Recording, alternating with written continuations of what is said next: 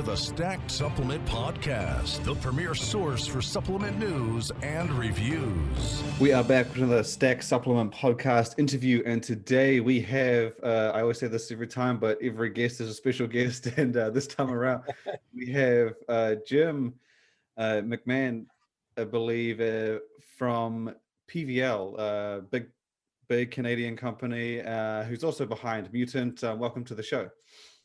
Shane, thanks for having me. And we should have done this a few times before now, but I think this is the first of a few, and I'm looking forward to this. This should be fun. Yeah, so you obviously, as I mentioned, the man behind Mutant, PVL, two very prominent brands out of Canada. I would say Mutant's obviously a little more known, or at least I think in the US, but PVL, I remember when you guys introduced me to PVL, it's like 2 years ago, maybe 3 years ago. Yeah. And I think it was with ISO Gold. And I just remember, okay, cool, I'll look it up, see what the brand's about. And it was fucking everywhere. I was like, it just surprised me because, and then it showed up internationally, and it's not even just in Canada, it kills it in Canada, specifically the ISO Gold when you guys revamped it. And I was just surprised. So how long kind of has PVL been around? It's it's the original name of the whole company here too. Like, gotta go back a little bit further, but the whole company started 25 years ago in 1996. So we're this quiet little unknown entity, and we've done $1 billion. Oh shit. Of sales since we started. So yeah, oh shit. I pinch myself every day, Shem. You remember, I'm a gym rat. I started out as a consumer of these products. I was a well-placed in the third place many times at many powerlifting meets. And I discovered supplements through a lot of injuries and things like that.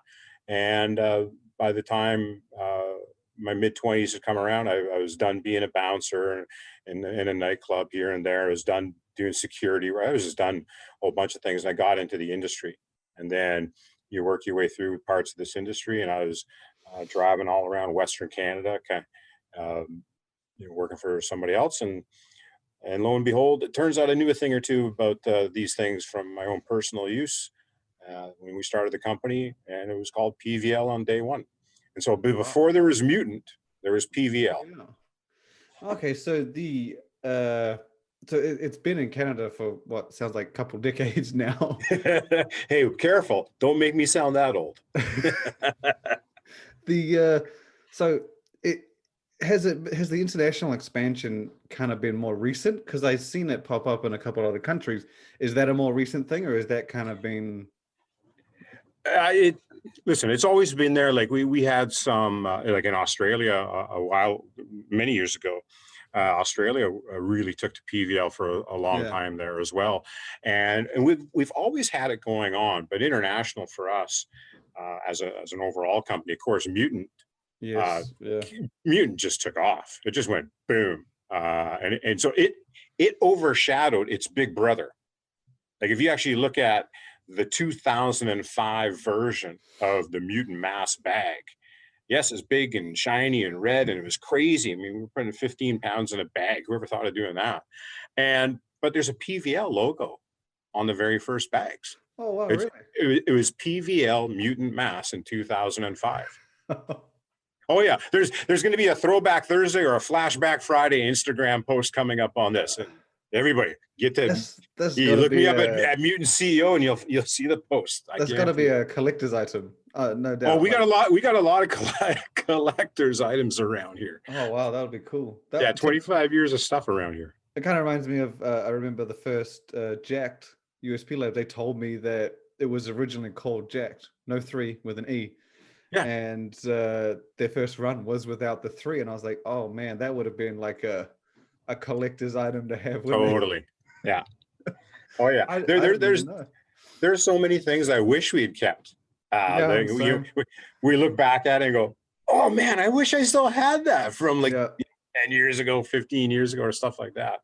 Yeah, but PVL is just got bypassed by Mutant, and it's not that we forgot about PVL. We're still cranking away up here in Canada with that brand and doing well. And now, we've been able to hire some more salespeople that we know in the industry. That's one of the things we've been able to accomplish during COVID. We nicely were able to find ourselves in a position after a small dip, which I thought was pretty bad, obviously. When things started to come back to life, we just started hiring people. And we thought this was the opportunity we needed to expand a little bit further. So instead of playing it safe, I decided to risk everything and go all in again. So that's what we did. Because the brand has kind of come on quite strongly, I felt, since that ISO Gold rebrand, because it was a big shift, at least to me, because previously the brand, as you say, it was 2 decades old, but it kind of still had that oldish look. And then that's why I kind of feel like it has this now new modern feel, because that rebrand's really brought it up, and it's, I guess, reinvigorated it, at least visually.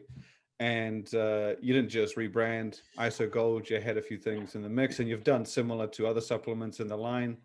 What was the driving force? Because the rebrand wasn't last year, I think it was the year before. It was 2 years ago. Yeah, I get mixed up. I forget. Nobody knows what happened in the last 15 months anyways. What is it? It's still like what, March, 522nd of 2020 still. I always think that was last year. I was like, no. We didn't do anything for the last year. Doesn't count. Last year just doesn't count, man. But yeah, you did the rebrand, and that was kind of long before COVID. And what was really the I guess the goal behind it, outside of the look, like, because it's been around for a while? What kind of made you think, like, you know what, now's the time, let's refresh? Well, first of all, we certainly didn't want to refresh it just to have a project to do. Like, we joke inside the building area, nobody wants to invent new Coke. That didn't go too well for Coca-Cola when they did new Coke. So you never want to just do a project for the sake of, let's do something new. But the labels were looking a little old, and so something had to be done. And we have, authentically speaking, when you come visit here, so the marketing team, the marketing part of the team, they got their whole own floor. They're downstairs, and they've got about 5,000 square feet of just pure marketing bliss and heaven. And we just walk by. We don't even know what's going on in there half the time. They got their own coffee station. I'm sure if I put a ping pong table in there, they'd be thrilled. Anyways, I walked by one day, and one of the artists, they said, "Jim, come over here. We want to show you this idea for ISO Gold."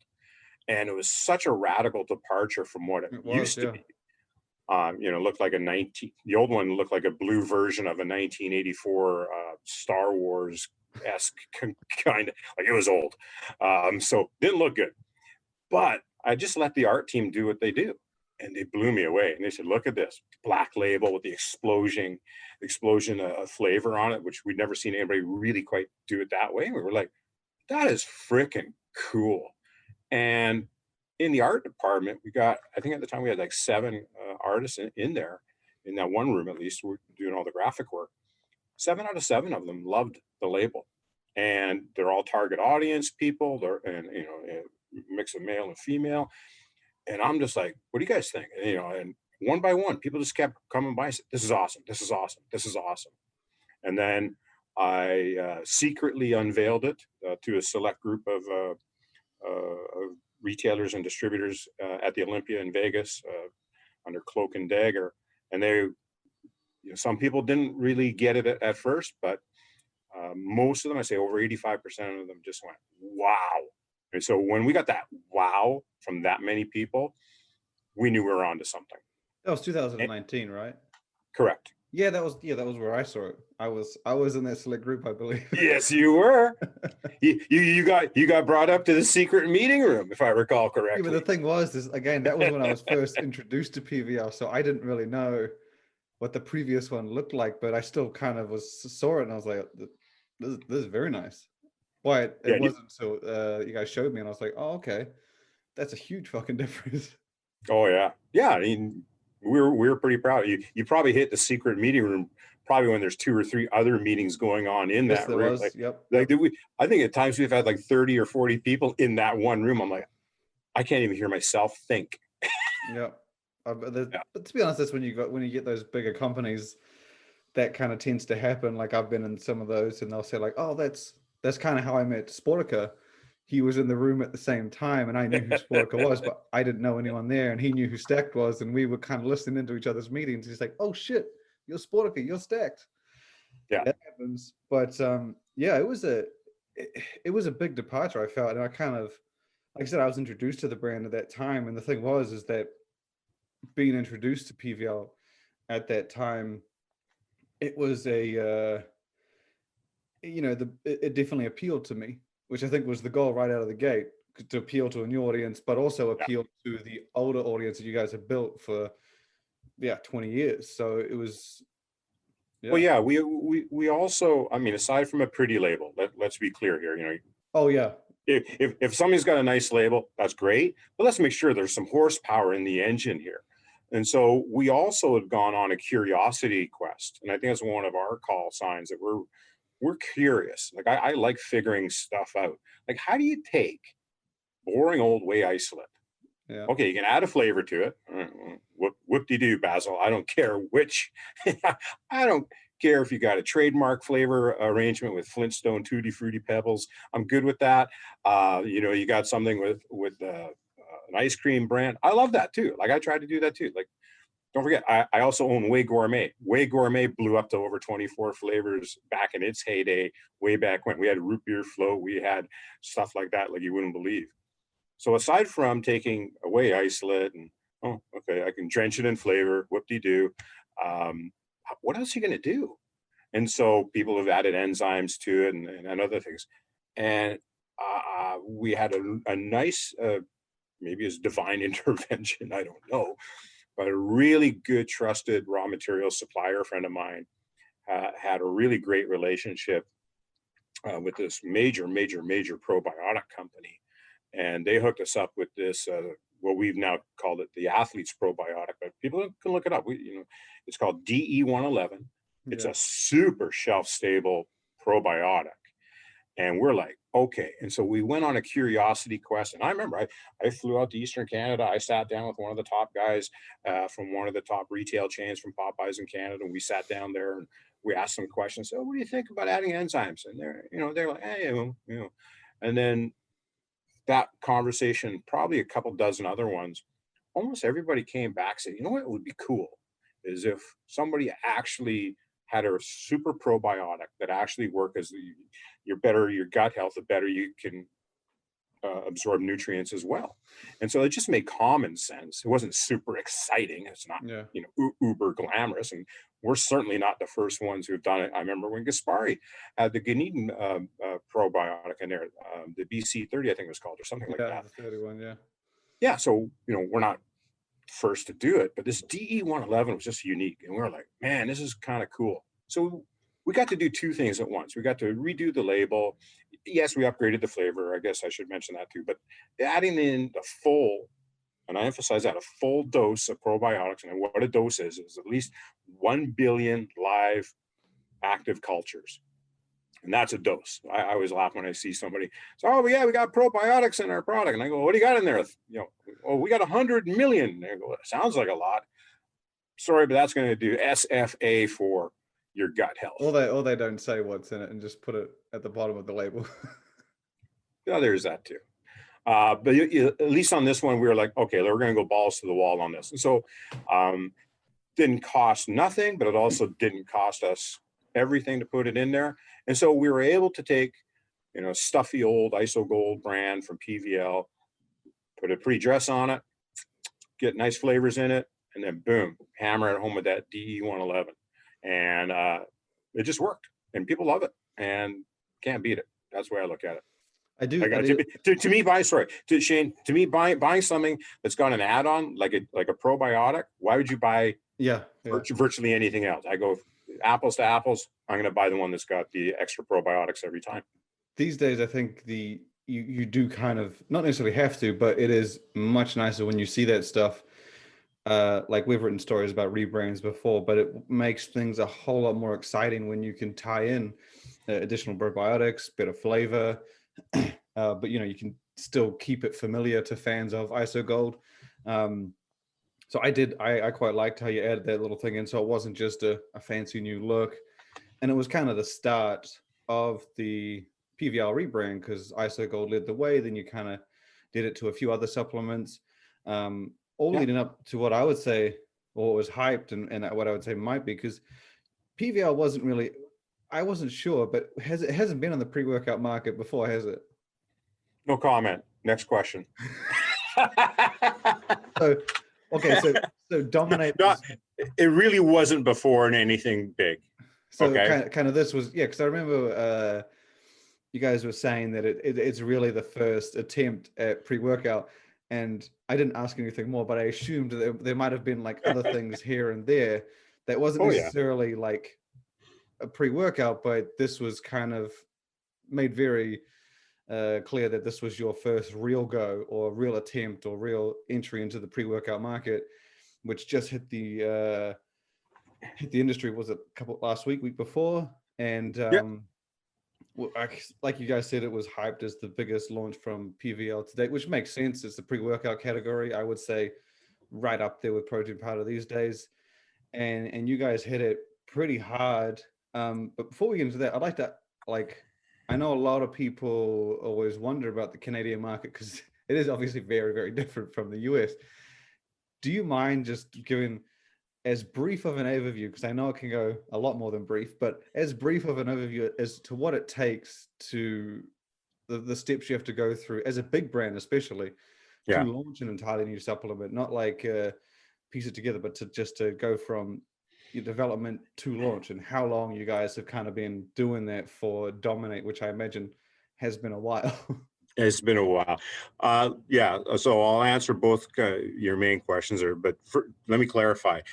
25 years, we've made a shitload of pre-workout powders. So I want to reassure everybody, we're not rookies at doing this. And authentically speaking, you know this, Shane, and I got to admit, probably a lot of people don't know this. We used to manufacture other brands. One in particular that's quite well known around the world. We used to manufacture Muscle Farm way back in the day. So we got to remember, we were making a salt for Muscle Farm back in 2009 and 2010. That's a fact, you know. So it's there. PVL obviously has had its own pre-workouts in its past, and Mutant, of course, has had pre-work, and we manufacture for other brands as well. Like our facility up here is 250,000 square feet when you add it all up over 3 buildings. So I just want people to feel reassured that, you know, who we are and what we're doing. And so we can joke about PVL's biggest pre-workout launch to date. That is a fact. But it's by far not the... It's not our first rodeo. Like we've been here, done that a few times. So developing the DOMIN8 product, and that's what we called it, PVL DOMIN8, it's spelled with an 8. That's because it's got 8 grams of citrulline malate, and we didn't pick 8 grams out of the thin air. You know, we went after the latest, greatest study and said, listen, okay, there's a legit study, 8 grams. We're going to start there.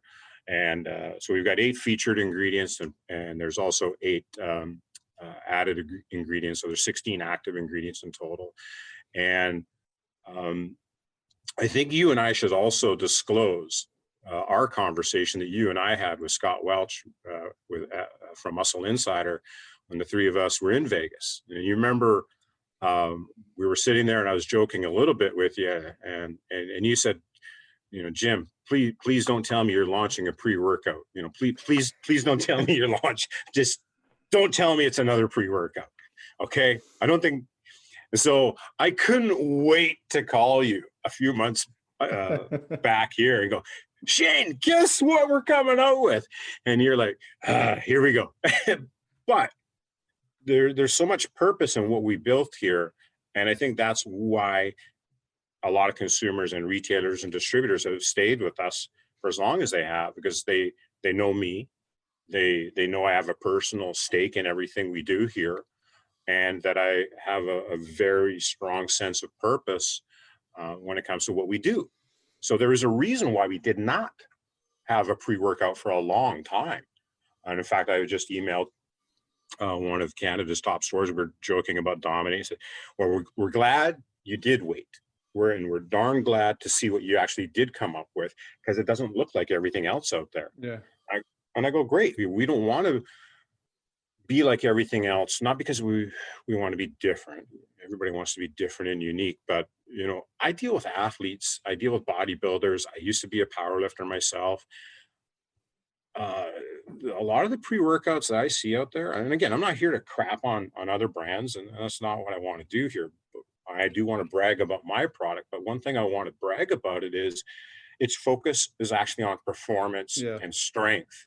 We didn't go super duper stim junkie. And you know, there's good shots of caffeine in here, but we put in the L-theanine to balance it out as well. And I could go off on a whole show just about stims, because Christ, you know, I've dealt with every stim there is known to mankind. I come from Stimville. I come from Canada. We still got ephedrine. You want ephedrine? We got the ultimate stim still. Everything else since ephedrine, you've been trying to be ephedrine. Come on, let's be honest. So I can still put ephedrine in a supplement in Canada. You can still walk to the drugstore and buy your ephedrine. It's not like it's banned and you can't go get it. So I don't want to crap on other pre-workouts that have gone stim crazy. But I go, as an athlete, how much stim do you really need? And why would you want to be over-stimmed all the time to where you're anxious or your heart's beating out of your chest or you can't get to sleep at night? And stims, I'm sorry, they don't really do a lot for strength. Yeah. You know, they do a lot for reaction time, no question, right? And if you want more reps with the same old weight you've been lifting, well, hey, stims, great thing to do, no question. And they sell well, no problem there either.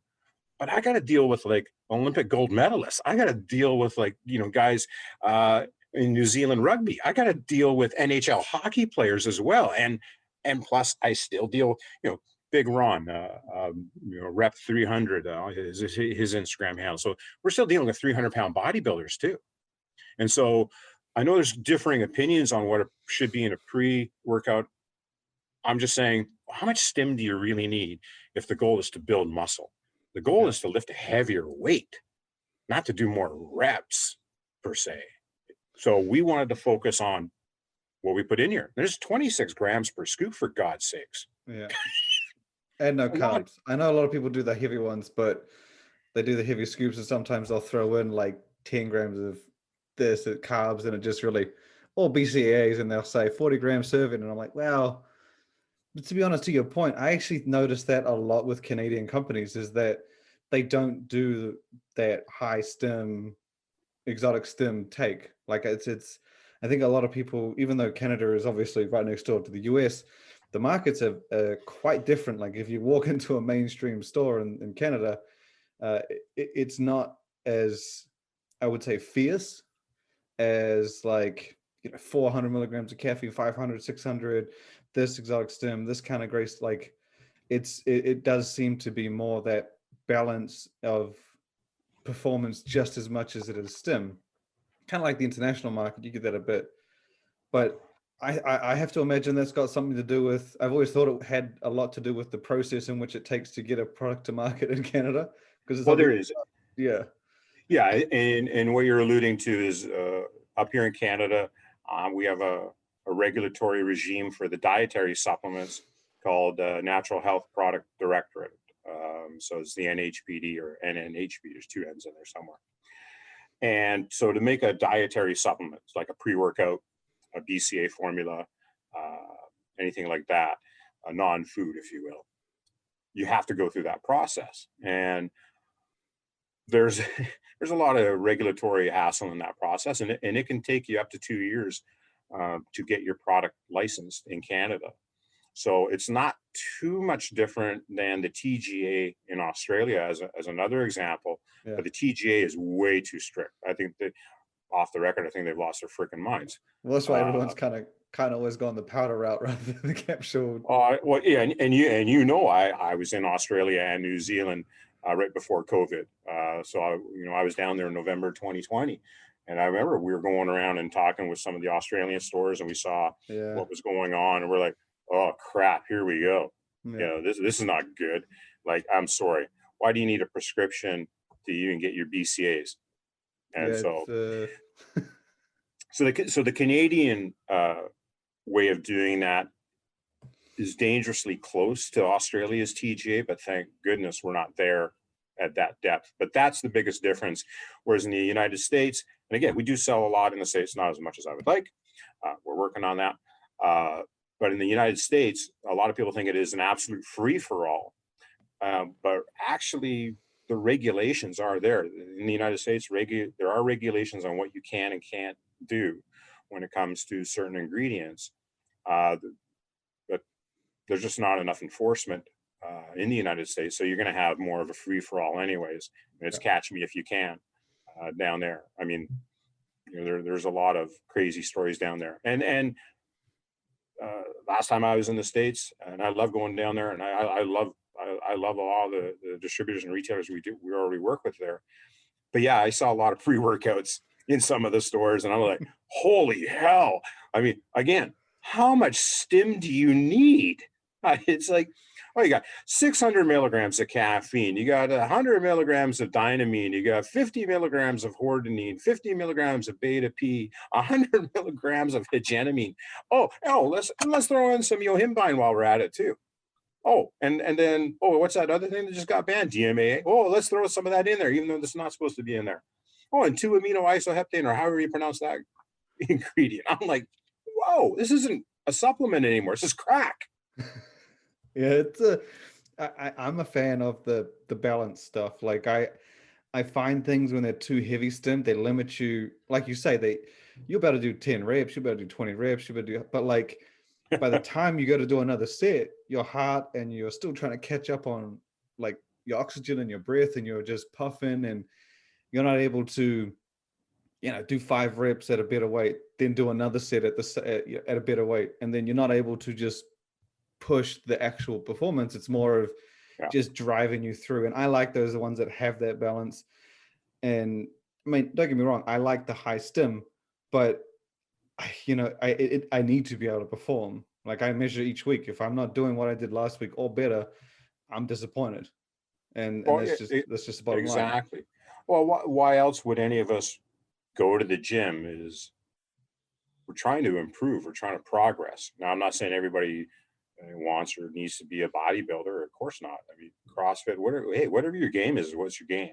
I remember, I deal with athletes in virtually every sport you can imagine. So we're used to that.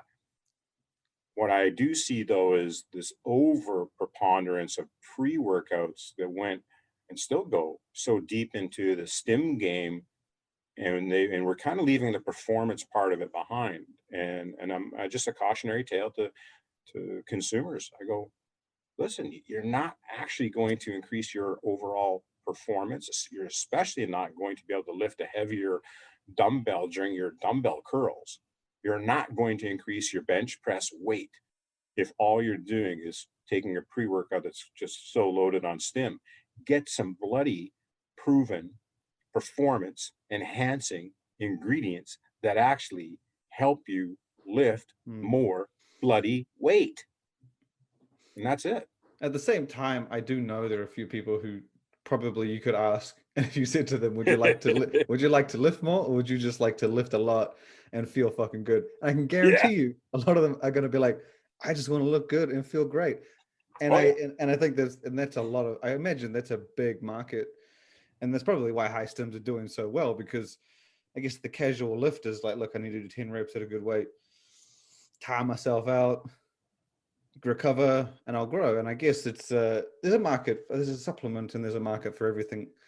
But totally. I am more on the performance side. I come from a sort of more performance athletic background, so I've always been like, look, if it's not going to up my game, I don't really want to spend $50 a month on it. So it's and I sometimes I do try to remind myself that even if I get a lot of my products for free, I still buy a lot just to remind me that, like, look, $50 for one product for a month, that's not a small amount of money.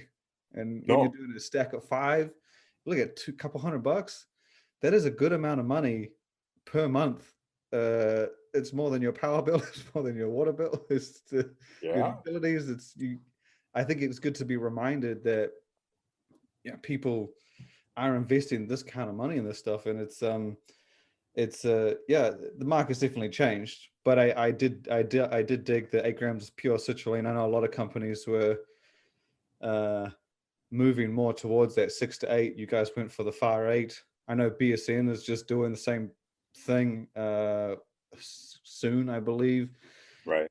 And it's because it's obviously not a small amount. It's a pretty big amount. Oh yeah, I mean, yeah, you're definitely going to feel it. I mean, I take half a scoop. I don't even take the full scoop because I go, okay, how much performance enhancement do I need? Like, I'm not trying to get on a stage. I'm not trying to be a power lifter anymore.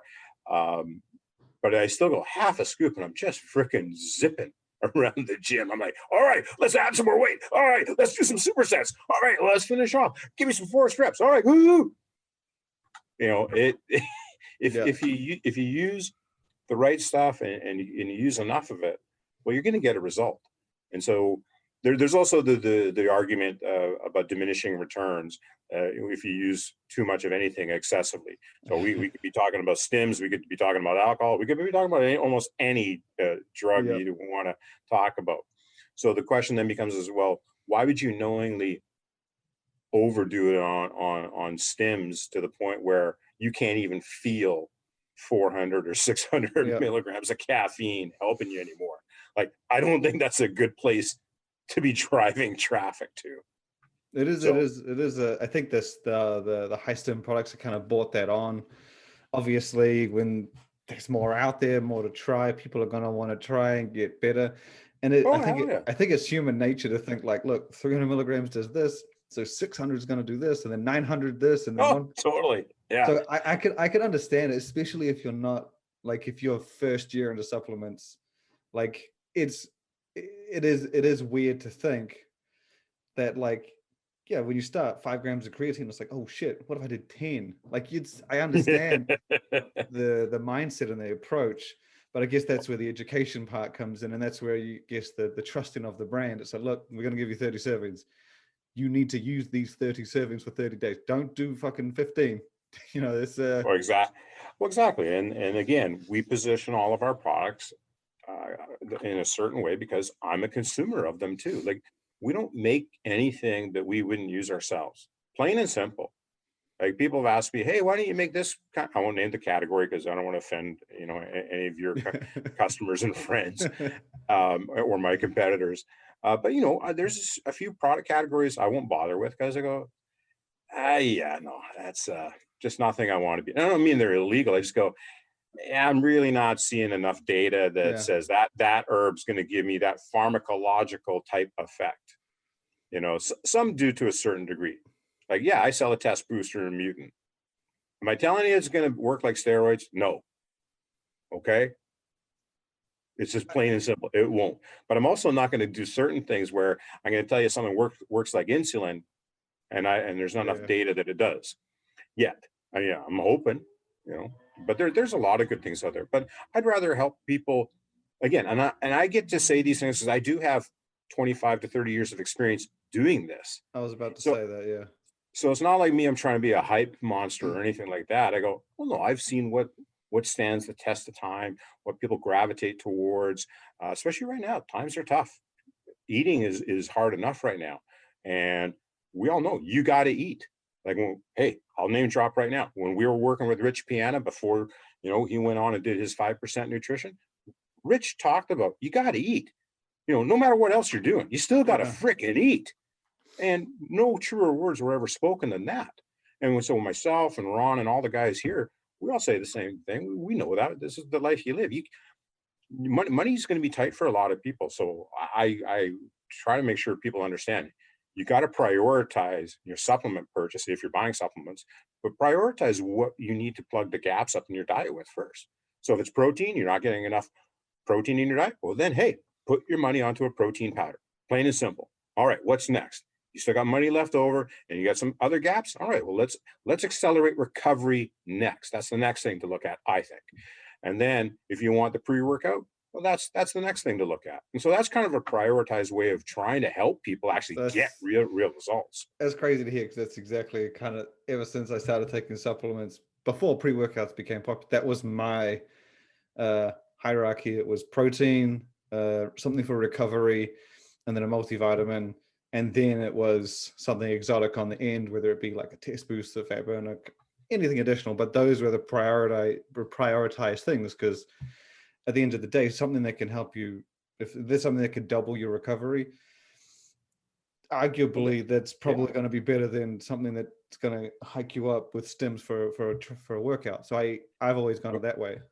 No question. I mean, you can go and look at any professional sport, any professional sport, and the number one priority every one of those athletes and their strength coaches and trainers all have is recovery. Yeah. It's not about getting you all wired up, although, you know, we're very aware of Sudafed and ephedrine and things back in the day that were definitely used. But recovery is still job one for the real athletes, the hardcore athletes. And that's all eating really is.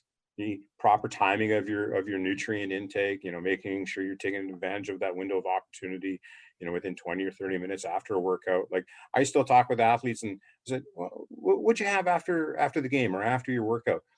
Oh, you know, well, I showered up and then I hopped in the car and then I went over here and then I ordered them. So what was the time lag from when you left the rink or left the field or left the gym to when the food was going in your mouth?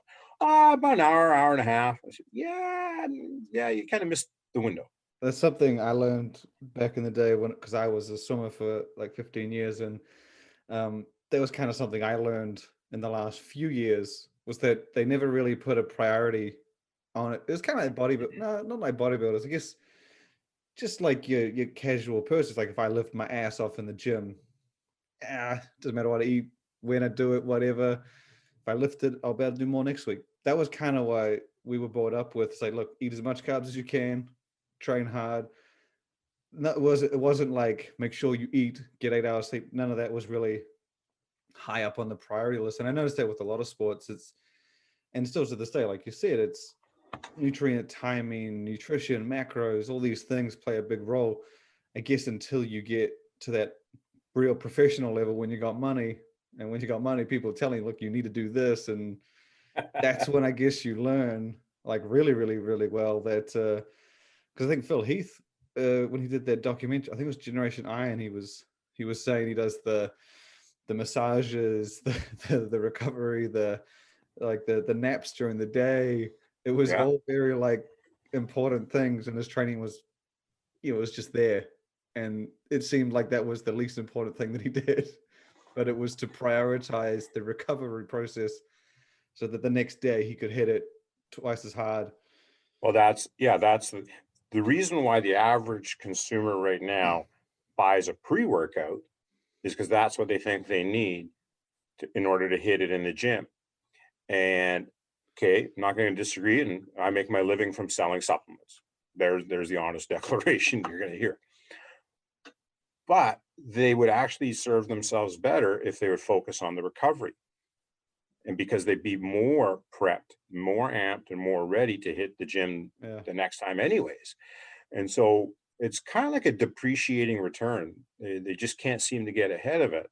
And that's one of the reasons I'm not against stims. I don't want anybody to hear me wrong. Okay. I'm not trying to piss on brands that make their money on selling stim pre-work. I'm just saying there's a rate of diminishing return, and it's a bit of a vicious cycle if your goal is actually to build up the size of your chest, the size of your bicep, to make the shoulder cap look a little bit better. If you want to have more of a V taper to your body, sorry, you got to build some muscle. You want to build muscle? You got to lift heavier weights, not do more reps frenetically, and not be able to fall asleep properly because you're still wired on a super stim pre-workout. Anyways. I fall into that a lot though, because I can relate, because to put more effort into recovery does take more effort. Whereas a pre-workout, you can go, like, I don't have time to go to sleep. I got this work to do. I don't have time to get a massage. I don't have time to stretch. No. I'm like, look, but if I take this pre-workout, I can at least do better than I was gonna do. I do appreciate it in that sense, because on those days where you're fucked and because you're tired, you don't get 8 hours, you're just feeling like shit, and if you go to the gym, it's not going to perform well. I like the pre-workouts in those cases because they elevate your game, at least to a point where you're going to do what you need to do or what you should be doing. But I guess if you're a professional athlete, that's kind of that's the baseline. You already know that. That's where you have to be recovered. Yeah. Then it's the other stuff on top. So Yeah. If all your listeners and all of our friends around the world would add a little bit of focus and effort into their recovery after their workout, they're going to do themselves a world of good. And they can still obviously use the pre-workout. They don't have to go with my personal beliefs about too much stim. I go, give me some citrulline, give me some beta alanine, make sure I'm hydrated. The amount of studies we've got on when people just don't have enough calcium or magnesium or sodium in their bodies during their training, magnesium. Well, that's sending off mind muscle connection signals. Like your mind's got to talk to your muscle in order for that muscle to do its job. And so studies are showing if you're working out and you're depleted in magnesium, well, guess what? Your mind muscle connection isn't firing as hard as it could. In calcium, that's a muscle contraction stimulator. So if you're not got enough calcium in the system, well, your performance is going to suffer. And I always laugh when some people look at the sodium content of a product. Ooh, it's a high sodium. Oh, sorry, 100 milligrams of sodium ain't high, lady. Or dude, yeah, 100 milligrams is nothing. I've seen so much higher. Well, exactly. But 100 milligrams of sea salt that we put into the PVL DOMIN8, I go, well, you kind of need that, and also not just because of hydration, but a lot of people forget, and maybe they didn't know, sodium is actually an ergogenic aid. It's actually helps your performance. And so that's something that we used to do that 30 years ago. You add a little salt into your pre-workout routine, and you could actually push more weight. It's just water pressure. It's not much different to understand than the use of creatine in what you're using it for. So these things work. Now, they're not going to turn you into Schwarzenegger overnight. We're not saying that, of course. But every little trick helps, right? I think everything you're saying pretty much. I like if you had come out with a high stim pre for DOMIN8 and PVL, I just don't think it would have fit. So I think you've done, even though you led your rebrand with the ISO Gold and you did other supplements between then, I think DOMIN8 has just it kind of fits with everything that PVL is. Like you say, performance first, endurance first. Those the brands out there doing the high stims and hardcore stuff, I think they have their audience and they know their audience very much like totally. You. Yeah. I think that DOMIN8 kind of fits, and anyone that is a PVL fan that buys PVL on a regular basis, I think this would probably just going to suit them, because you get that across with the sports teams that you back and sponsor, and then that kind of leads into DOMIN8, and I think it's pretty much just a great entry for PVL. Well, first entry to the pre-workout market. Yes, it's a PVL, that overnight sensational brand. It's only 25 years young. I didn't. If you had told me it was old, I might have thought early 2010. I know. I wouldn't have said. I definitely wouldn't have said 90s. I definitely. Well, you got to remember, I'm just a quiet Canadian. We don't like to brag too much. So I've been keeping it quiet. I've been keeping a secret for 25 years. So with DOMIN8, I guess you're obviously not done, far from done, never done. I'm assuming there's more lined up because, like I said, DOMIN8, used to the process can take up to 2 years. So yeah, that's the good thing about Canadian companies is that when you have to be working on something already. Always. So I'm excited to see what else is to come. I dig the performance, endurance, sports angle. So I think people with the pre-workout, the protein and everything in between, I think you're going to be able to rely on what you come out with. And you always check, like you said, the research you did with retailers, you made sure they supported it. You made sure it made sense to them. So I think it should be exciting to see what else you got coming down the pipeline. Oh yeah. Well, I'm surprised you're not asking me. I don't want to ask. I don't want to ask. You don't want to ask? Because you got a whole marketing. I don't want Ian to. Dude, you shouldn't fucking say that. I don't want to. You can. I told you could ask me anything. Ask me anything. Okay. Well, I'm not gonna ask you anything, but okay. So obviously we've gone DOMIN8, which again was the biggest one that you've done so far. What's next from PVL in terms of, I guess, a new product, or at least the next and the closest thing to DOMIN8 that'll be coming? Well, Shane, I wish I could tell you. Oh God! But you know, these kind of things. No, I'm looking at my whiteboard. Listen, in my office, my own office inside the building here, I've got one whiteboard, and I got to remember, sometimes I got to hide it when people come into my office. So I've got a little lazy during the COVID, I think, because we don't have visitors right now, right? So my whiteboard is just on display. And so I'm staring at it right now as you ask me that question. And I'm trying to cherry pick amongst all the things on my whiteboard. Is there anything here? I have to is imagine anything I can workout mention? Or carb supplement. Is there something in that realm? I just feel like that's a good fit, or at least a complex amino. Somebody explain to me the carb category. I mean, I've been doing supplements for a billion years, it feels like. I kind of have this other little brand that some people might have heard of called Mutant. And we got a little product in there that some people might have heard called Mutant Mass. And so I think we know a thing or two about carbs over in Mutant and Mutant Mass, but I'm so old, man. I know brands called Unipro, and nobody knows that brand anymore, I think. And they had the original carbo powder 35 years ago. I think it was just Carboplex was the name of it, if I recall correctly. And so, you know, I've seen other brands come out with the carbs, and you know, hey, Rich Gaspari, you know, a good guy in my books. You know, we know each other very well, I think, and I respect the hell out of the formulas that he's pumped out over the years. And I'm watching the carbs, and I go, wow, they must be doing well. I've just never really understood the business side, if you will, on the carbo powders. I've never seen them take off, if you will. I just don't know how else to describe that. Yeah, I think the category's kind of changed. It was carb powders like maybe mid 2010s, like 2015. People were coming out with these blends in different forms and stuff like that. But now it's taken an interesting turn where they're just like, we got a carb powder and it'll have like 50 grams of carbs, but then they're like 10 grams of EAAs, taurine, recovery ingredients like tart cherry, and they'll be infusing what is almost maybe 2010 post-workout, then 2015 carb, and then, you know, the full spectrum EAA approach all in the one supplement.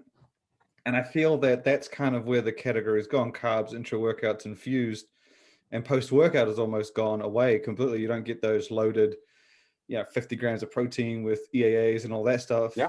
You kind of got this intra-workout supplement that, or peri-workout as some call it, with a pre, intra, post.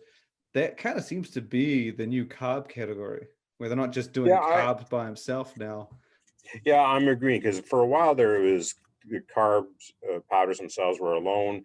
And I remember talking with a lot of consumers, distributors, and retailers, and it was kind of like building your own gainer is what some people were using it for, or build your own post-workout, I mean. And so they were buying single ingredient or blended carbs, but it was just carbs only, or maybe carbs and a few electrolytes, just something like that. But yeah, I'm always, like I said, I'm very curious. I'm naturally curious. I like to understand how things work in the body. That's why I went to university. I was also asked to leave university. That's a whole nother story for another podcast. Oh yeah, it's a good story, by the way. Anyways, but yeah, we've gone through the post-workout formula really hard. Like I was custom building a post-workout product for the NHL team, the Vancouver Canucks, back in the day, and we're sending it off and getting it drug tested as well. So we did that. And when I was manufacturing Muscle Farm products, and the original owner of Muscle Farm, Brad Pyatt, he came up with the idea for Recon. Yeah, and Recon. And so I was there at the formulation stage with him, micro tweaking it to the final stages so we could launch it. And I remember that was a hell of a formula. And then Mutant, we had Mutant Rehab. That was that the joint support had like joint in it? Yeah, I remember that one. I mean, that was a big ass servant. Dude, We had 18,000 milligrams of free-form amino acids in that thing. I mean, this was before the EAA trend came along. Yeah. We were just blitzing the people with this stuff. Oh yeah, we had 4 grams of creatine, 4 grams of other things in there. It was good. Oh yeah, I'd put mutant rehab up against anything for post-workout recovery. It's that kind of approach that I feel like, and you saying that you remember mutant, that has to feel like a good fit for PVL, especially after the DOMIN8. It just, I mean, if you ain't working on that, like you said, you're working on something. We're just going to call it PVL Carb Feel Good by Shane. Yeah, they're going to get feel good. And we're just going to call it that now. Just put the feel good in small and then the Shane in big, and it'll just be cool. All right. Yeah, PVL Shane. I mean, we'll be like, what the fuck is going on? Cool.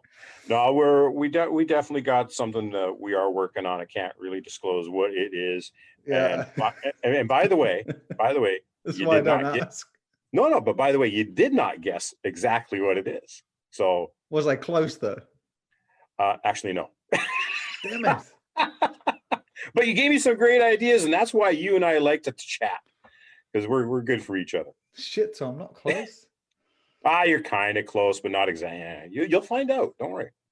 You'll find out, and you won't be disappointed. Yeah, like I said, I like the PVL approach, and it's very obvious that you're sports nutrition based and performance based, and you see that with the athletes that it sponsors and the teams it backs, and so I think it's the DOMIN8 approach, whereas the high stim has its market, and then you get the markets that are in between that have good performance and high stim, and then you get performance centric. And it's I think PVL's, you know your audience, like you said, you went round, you asked your market, so you wouldn't put out anything that doesn't fit. And I think people will be pleased with DOMIN8. Again, especially in the Canadian market, it is very different to the American one. I have to stress that. And but we also jacked it up with a lot of neuro. Don't forget too. Like the mental side. Like a lot. Well, yeah, and again, one person's definition of high stem or high neuro is different than another's. But lion's mane's in there, right? If I remember. Yeah. Yes, and we put in the extract version. We just didn't put in the powder. Yeah. So we always want to emphasize that, and we put in a good amount of the huperzine A. I've always liked the huperzine A, and for some people who might not think it works, I have a little tale to tell you with. So everybody, cuddle up to the fire here. I'm going to tell you a little story now. So we had one of the brands that we third party manufacture their brand for them, and I won't name them because of course the owner would not like this story to get out, but it was an R&D thing. So he sent me his formula on paper, and he just said huperzine A, and I think it was something like 5 milligrams. And we're like, okay. And we're very technically savvy in our lab, of course. And so my lab sees, 5 milligrams of huperzine A. So the huperzine A ingredient is a 1% potency ingredient. Yes, yeah. Okay. So the way my lab read his instructions was to put in 5 milligrams of the huperzine A itself, which meant there was 500 milligrams of the ingredient. Nobody can take 500 milligrams of this ingredient. That's what was in the lab sample. My buddy who owns this other brand, he comes in, he's a big dude, he's 280 pounder, and we're all in the lab, and for whatever reason I wasn't doing the taste testing that day, but he and my poor lab manager, they went a little wacky there for about an hour or two, and what the hell happened? Well, yeah, like and yeah, my lab manager, she had to leave, she had to lay down. And after getting zipped up with this high neuro and then having I heard it was too much gets like dizzy brain fog kind of effect. Oh yeah, too high. Yeah. So, and there's also limits on it in Europe. Like you can't use too much of it. That there are limitations on it, and as well there should be. Anyway, I guess my Uber point to the silly story was, yeah, it works. Because it can put some big people on their bums. if you can have too much of it, and it obviously works. It has some effect. It's quite common these days, I think, in pre-workouts, almost a lot more than it was a couple of years ago, at least. Yeah. So we got the dual action caffeine in there. So we use the caffeine anhydrous like everybody, but we also add in the caffeine citrate, which is legit. It's a U.S. pharmacopoeia ingredient. It's not some bullshit made up caffeine that doesn't exist. And then we smoothed out the, we like to say, it's all smash and no crash. So we smoothed it out by adding the L-theanine. So the L-theanine isn't really a mental stimulant in it, but it's also not a downer. It just tends to smooth out the effect and extend the effect of caffeine so that you can crash through things and not come down too hard. So between the lion's mane, the huperzine, the 2 caffeines, the L-theanine, and then of course with every pre-workout that we make here, we added in the full medicinal dose of the bioperine, that patented absorption agent. Yeah. So again, from a formulator standpoint and a consumer standpoint, I won't buy anything in a pre-workout or in a high-end amino formula. Like if you look at all of our mutant products in the amino category and pre-workout category, they're all fortified with 5 milligrams of bioperine when you take the full daily dose. I think it's a lot of brands have really come on strong with that. Like if it's not that, it's estrogen. Sometimes it's both. Sometimes it's 10 milligrams. I've seen some people just do the black pepper by itself. They don't do the branded one. But I've been a fan of it for over 20 years, and I feel it. It works. It's great. Plus, we got some inside scoop from the doctors behind Sabinsa. That's the raw material brand that owns the bioperine. And so we got data from them from Baylor University, and they were showing us the blood levels on the BCAAs that you can get with the bioperine. And nobody knew about that study, so we're the kind of brand that goes around and asks, again, there's that curiosity thing. So we're asking these questions. And so I asked the doctor at Sabinsa, I said, well, what do you think if we added the bioperine to our BCA formulas? And that conversation was over 10 years ago. And he said, well, Jim, that's a hell of an idea. Here's the Baylor University study we did. I go, no shit. Cool. And so, these little things are the things that I like to brag about that we do. So, you look at our pre-workout formulas or our BCA formulas, our EAA formula, they all have the bioperine in them. And almost all of them also are fortified with magnesium. Magnesium, mind muscle mineral is the best way to look at it. So these are the little things, just like the DE111 that's in the ISO Gold. So virtually every one of our formulas has some extra advantage that we've added to it. And having been around for 25 years, these advantages that we do choose to add to our products, these are ones that actually benefit all of us as athletes. So I'm making these for myself. I'm making these for me, the consumer. I was about to say, you don't last 25 years in the industry if you're not doing something, or you don't know what the fuck you're doing, and you obviously know. Well, when you have Health Canada, you got the United States FDA, I got AQUIS from Australia, I've got EU certifications, we got certifications for like over 50 countries, and Mutant, as you know, is in over 100 countries thereabouts. So it's like, yeah, I think we're doing okay. You're doing. Yeah. Hello, Mr. Inspector. Oh, Bob, did you have a child last year? Oh, yeah. I love your family, Bob. Thanks for showing up again, by the way. Well, it was great having you on, and well, we're done. Well, yeah, like I said, we have to leave room for the next one, because that's when we'll talk about Mutant. Oh man, there's going to be a revolt now. Everybody's going to stop tuning into your world famous podcast, and you cut me off. Look, I gotta. I said an hour. I think we hit the hour. I think it was definitely a great conversation. And as I'm promising the second episode, and I think we can get on to Mutant, which would be equally as fun, I think. So, and we'll do that next week or the week after. So we'll make sure that we'll make sure it's a full season 1, season 2. We're not going to leave you hanging. So we're going to have some fun. Yeah, it was great having you on. Great chatting to you. Yeah, first time in like 2 years again.